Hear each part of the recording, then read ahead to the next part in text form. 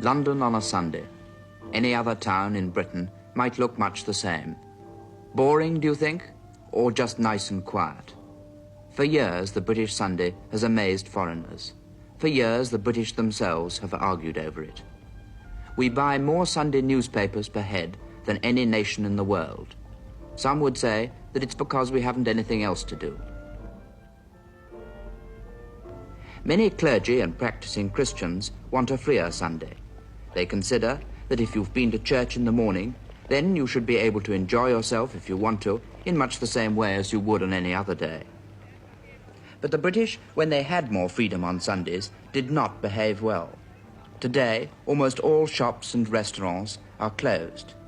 But the Sunday Observance Act of 1624, parts of which are still in force, speaks of a disorderly sort of people, exercising and frequenting in bear baiting and bull baiting. There's nothing like that now. But are our laws outdated when today society demands that so many should work on a Sunday? Their sport is strictly limited. The legislation's involved. Rowing on your own is probably all right, and so is fishing. But no sporting event may be held, even in aid of a charity, where money is collected at the gate. No professional football, no county cricket. Museums can stay open, a fairly recent concession carried against great opposition. But theatres must stay closed. Dancing is forbidden. The opponents of our Sunday laws claim that the police have great difficulty in enforcing them, in distinguishing between the Sunday sports and entertainments that are just legal and those that are not. In particular, people from the theatre object that while cinemas remain open, even charitable stage performances are forbidden. You'll know Mr. Jack Warner for certain, but you may not know that he is the president of the Sunday Freedom Association. Now, how was it that you've come to be active in this?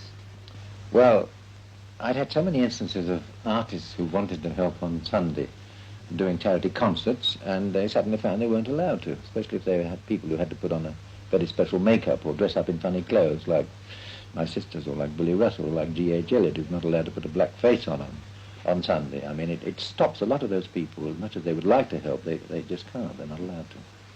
And are there other contradictions in other spheres that you object to?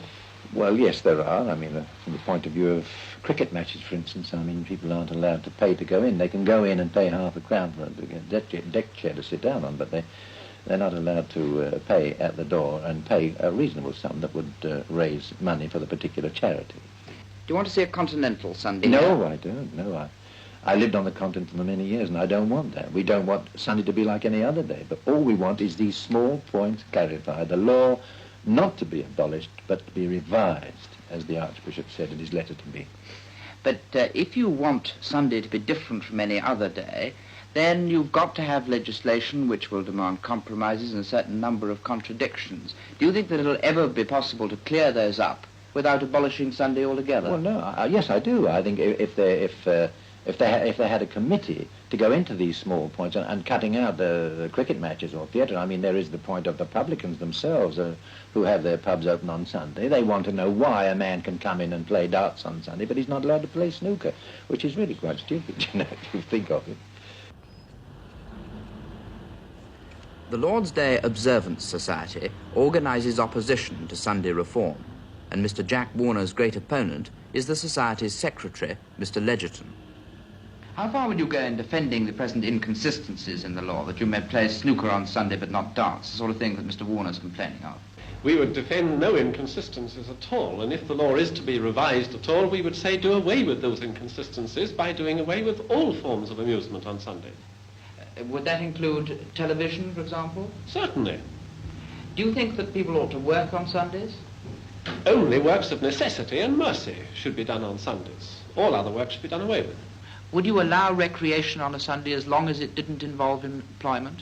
I would not allow games at all, but I'm merely saying that I'm not in a position to allow anyone or to prohibit anyone from doing anything on Sunday. But it's a question of preserving Sunday as the day of rest in this nation and also as the Lord's Day.